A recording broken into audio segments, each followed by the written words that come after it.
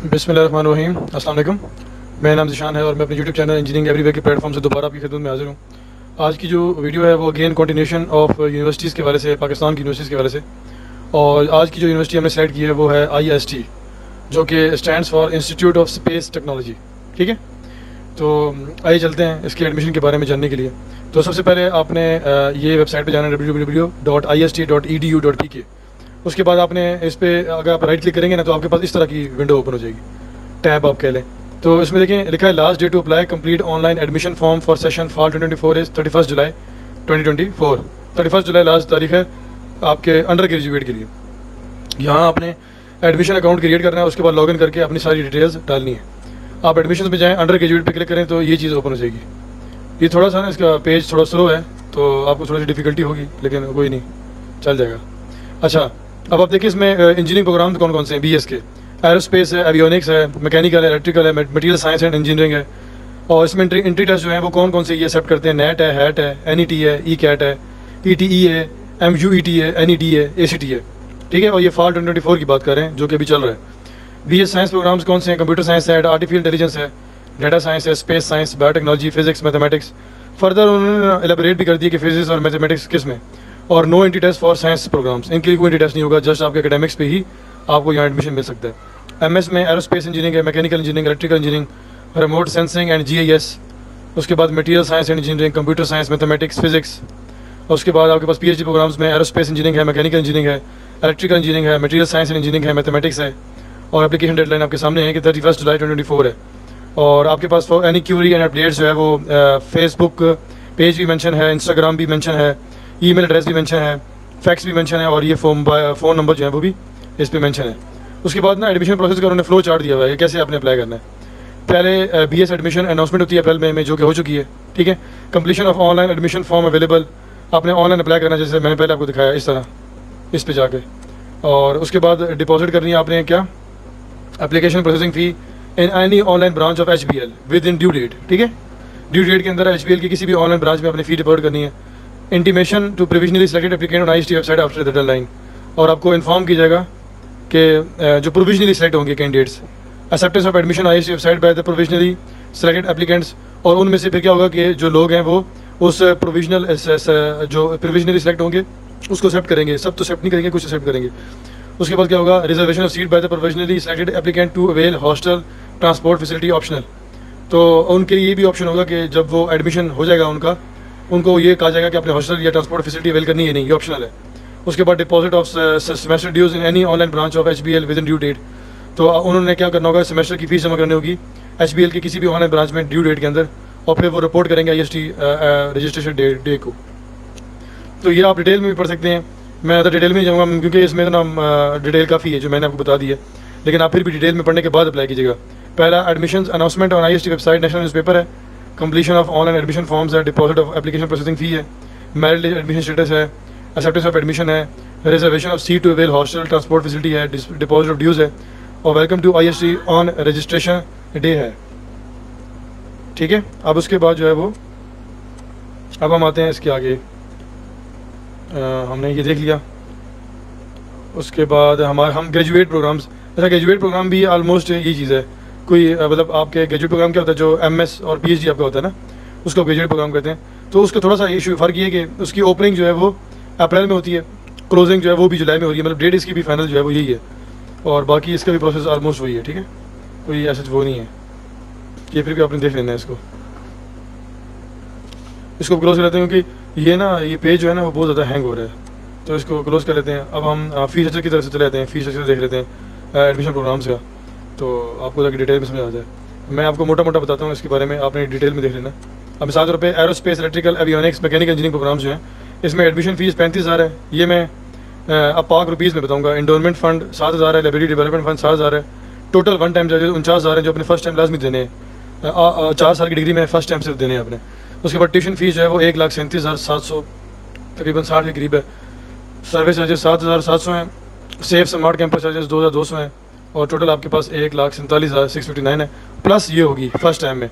आगे आने वाले सेमेस्टर में जस्ट ये फीस होगी। ठीक है, तो यह आपने बारी बारी जो है वो हर प्रोग्राम का देख सकते हैं। Material science engineering, computer science, artificial intelligence, data science, space science, mathematics, physics, biotechnology, ये आपने सबका देख लेना है।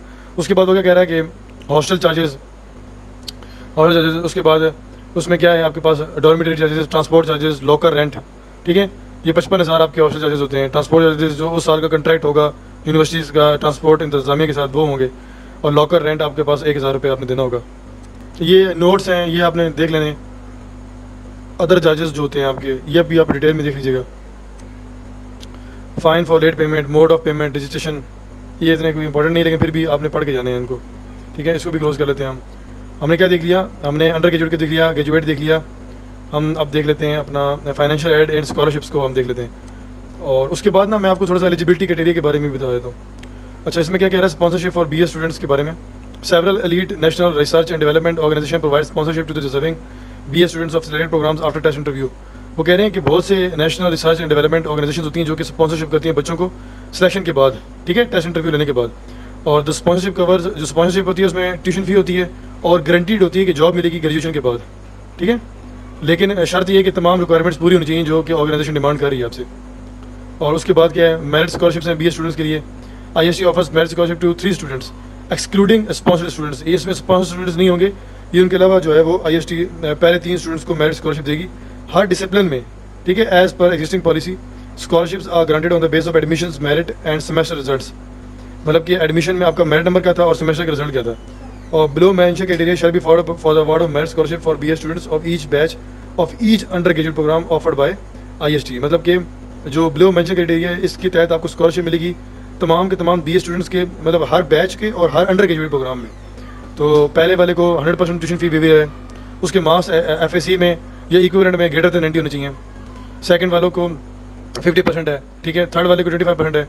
होने तीनों की इक्वल ग्रेटर देन चाहिए, लेकिन जिसके ज़्यादा होंगे सारी बात है उसको 100% मिलेगी, जिसके उसमें कम होंगे उसको 50%, जिसके उससे कम होंगे उसको ये वाली, ठीक है। और इसी तरह CGPA के बारे में तो 3.5 से ज़्यादा पे, तीनों को 3.5 से ज़्यादा पे है, लेकिन इसमें जो 3.8 वाला होगा उसको फुल मिल जाएगी, 3.7 वाले को 50 और 3.6 वाले को, ठीक है। समझ आ रही होगी आपको, ठीक है। और ना इसकी डिटेल में नहीं जाऊँगा मैं, ये आपने अगर कंडीशन जनरल कंडीशन पढ़नी है तो पढ़ लीजिएगा, ठीक है। डिटेल में आपको बताया गया होगा कि किस तरह है। और MS स्टूडेंट्स के लिए भी है मेरिट स्कॉलरशिप्स, ठीक है। और उसमें भी इसी तरह GPA क्राइटेरिया लिखा है, 3.75 है और 3.5 है। और बाकी डिटेल आपने पढ़ लेनी है किस बेस पे आपको स्कॉलरशिप मिल रही है। 7 स्कॉलरशिप प्रोग्राम है BA स्टूडेंट्स के लिए। HEC नीड बेस्ड स्कॉलरशिप्स है BA स्टूडेंट्स के लिए। पंजाब एजुकेशनल एंडोमेंट फंड है, लोन्स हैं। तो अगेन मैं एक चीज़ रिपीट करूँगा जो कि मैं हर यूनिवर्सिटी की एडमिशन्स के लिए रिपीट करता हूँ, वो यही कि ना आपने ड्यूरिंग रजिस्ट्रेशन ऑफ एप्लीकेशन आपने जो है वो स्कॉलरशिप्स में कोशिश करना अप्लाई करना है, क्योंकि ये वो टाइम होता है जहाँ मैक्सिमम स्कॉलरशिप्स आप गेन कर सकते हैं या अप्लाई कर सकते हैं। बाद में जो स्कॉलरशिप्स होती हैं ड्यूरिंग एजुकेशन स्टार्ट जो है वो इतनी आपकी नहीं होती स्कॉलरशिप्स, ठीक है। अच्छा, उसके बाद जनरल एलिजिबिलिटी आप देख लेते हैं, हम देख लेते हैं। उसके बाद एंट्री टेस्ट देख लेते हैं, मेरिट डिटर्मिनेशन क्राइटेरिया देख लेते हैं, ठीक है। मिसाल के तौर पे जनरल एलिजिबिलिटी क्राइटेरिया रिक्वायरमेंट क्या है आपकी, अब ये देखें, मैट्रिक इक्विवेलेंट होनी चाहिए 60% मार्क्स के साथ, FSC प्री इंजीनियरिंग होनी चाहिए, ICS होनी चाहिए, DE होनी चाहिए with minimum 60% marks, minimum 33% obtained score entry test acceptable for IST, ठीक है। और DE एप्लीकेंट्स में के लिए क्या ज़रूरी है कि ना नंबर ऑफ सीट्स में 100 है। DE एप्लीकेंट्स जो हैं वो उसके लिए ज़रूरी है कि डिप्लोमा एरोस्पेस में हो या ऑटो डीजल में हो, ऑटोमेशन में हो, मैकेट्रॉनिक्स में हो या मैकेनिकल विद एनी स्पेशलाइजेशन हो। ये आपने एक एक प्रोग्राम को डिटेल में देख लेना है, ठीक है। और नोट्स आपने लाजमी पढ़ लेने हैं, उसमें ना डिटेल में बताया गया होगा कि FSC ICS, ठीक है, कौन से इक्विवेलेंट सिस्टम्स हैं जिसमें आप एलिजिबल हैं। अगर हम एंट्री टेस्ट को देखें तो उसमें वो क्या कह रहा है वो भी देख लेते हैं, ठीक है। Entry test for engineering programmes, ST does not conduct its own entry test, मतलब कि जो स्पेस टेक्नोलॉजी यूनिवर्सिटी है वो अपना टेस्ट नहीं लेती। Results of following entry test are acceptable to apply for admission undergraduate programme offered by IST। Applicants can appear in any one of the below mentioned tests and can use the highest score to apply for admission in IST. Please note that applicant must have minimum this any test to apply for admission in IST. मतलब कहने का ये कि IST अपना test तो नहीं लेती, लेकिन वो आपको अलाउ करती है कि इनमें से कोई भी टेस्ट दे के आप इसमें वो जमा करा सकते हैं, ठीक है। अभी कौन कौन से हैं, नेट है जो कि NTS लेती है हर महीने, हैट है जो कि HEC लेती है, NET है जो कि NUST लेती है, ECAT है जो कि UAT लेती है लाहौर, ETE है जो कि UET पेशावर लेती है, entry test for engineering programmes जो कि MUET जम शोर लेती है, and F programme connected by NED Karachi, ACT which is connected by ACT USA, ठीक है। तो ये डिटेल में देख लें। एक्सेप्टेबल डेट्स भी आपको पता है, 1 जुलाई 2023 से 31 जुलाई 2024 तक आपने जो नेट दिया हुआ एंटीज का वो सब एक्सेप्टेबल होंगे। तो acceptable categories NET 1E, NET 1CS both are acceptable to apply for admission in BS engineering programmes. अच्छा, उसके बाद ये नेट एक्सेप्टेबल बताया हुआ है, हैट एक्सेप्टेबल, ठीक है। HECI education testing service to hold higher education aptitude test for undergraduate admission. और इसी तरह इसकी भी जो है वो डेट वही बताई हुई है जो NTS की है, एलिजिबिलिटी की, ठीक है। और इसमें भी जो एलिजिबिलिटी हैं एडमिशन BS इंजीनियरिंग के लिए वो ये कैटेगरीज हैं, had undergraduate engineering, had undergraduate I think computer science है। उसके बाद NET acceptable test dates category जो कि मतलब नस्ट एंट्री टेस्ट है जो कि 23 दिसंबर से 31 जुलाई तक हुए हैं, वो भी उसके लिए वो भी एलिजिबल होंगे। उसके बाद NET engineering category, NET computer science सारे एलिजिबल है BS इंजीनियरिंग प्रोग्राम के लिए। इसी तरह ECAT acceptable test date and category आपको बताया गया है कि जो फॉल 2024 UT लाहौर के लिए होगा सिर्फ वो आपका एलिजिबल होगा IST के लिए, ठीक है। इसी तरह ETE जो पेशावर कंडक्ट कर रही है वो भी फॉल 2024 का एक्सेप्टेबल होगा। इसी तरह MU ET जमशोरा वाला भी फॉल 24 का एक्सेप्टेबल होगा, ठीक है, उससे प्रीवियस नहीं होंगे। बाकी ये भी फॉल 24 का एक्सेप्टेबल होगा। अब तो ACT जो है वो 1 जुलाई 23 से 31 जुलाई तक वाला एक्सेप्टेबल होगा, ठीक है। उसके बाद आप मेरिट डिटर्मिनेशन कैटेगरी देख लेते हैं इसका, तो उसके बाद इंजीनियरिंग प्रोग्राम में देख लेते हैं इसका क्या है। आपके देखें ये बहुत ज़रूरी चीज़ है, इसकी बेस पर आप अपने आप को वो कर सकते हैं, स्टैंड कर सकते हैं कि हम कहाँ लाई करते हैं। जैसे मैट्रिक की उसने कहा कि 20% मार्क्स काउंट होंगे, FEC के 40%, इंडी टेस्ट के 40%, ठीक है। A लेवल में मैट्रिक के 40% और इंडी टेस्ट के 60% होंगे, ठीक है। A लेवल में थोड़ा चेंज कर दिया वो, आई थिंक A लेवल को वो ले ही नहीं रहा, FEC के उसके मार्क्स ले ही नहीं रहा, ठीक है। साइंस प्रोग्राम के डिफरेंट होंगे क्योंकि साइंस प्रोग्राम में आपको पता है इंडी टेस्ट में खास होता ही नहीं है। तो देखें इसमें मैट्रिक और FEC 40-60 और A लेवल वालों के लिए मैट्रिक सारा ही मैटर करेगा, क्लियर। तो होप सो आपको एलिजिबिलिटी क्राइटेरिया का पता चला होगा, एडमिशन डेट्स के बारे में पता चला होगा, कैसे अप्लाई करना है वो पता चला होगा, प्रोग्राम्स के बारे में पता चल गया, स्कॉलरशिप्स के बारे में पता चल गया, फीस स्ट्रक्चर के बारे में पता चल गया, आपको मेरिट क्राइटेरिया पता चल गया, आपको ये पता चल गया कि आपका एंटी टेस्ट में क्या कुछ होता है, कौन कौन से एक्सेप्टेबल हैं, ठीक है। तो होप सो आपकी ऑलमोस्ट इस यूनिवर्सिटी के बारे में तमाम क्वेश्चन जो हैं वो क्लियर हो गए होंगे। और फिर भी अगर आपको कोई चीज़ समझ नहीं आ रही तो काइंडली आप ज़रूर हमें कमेंट सेक्शन में पूछें या यूनिवर्सिटी के एडमिनिस्ट्रेशन को अप्रोच करके आप पूछ सकते हैं, क्योंकि अभी भी डेट है इसमें अप्लाई करने की, 31 जुलाई लास्ट डेट है। तो अगर आपका एडमिशन का दिल है इसमें तो ज़रूर अप्लाई करें, बहुत अच्छी यूनिवर्सिटी है, रिकमेंडेड फ्रॉम माई साइड।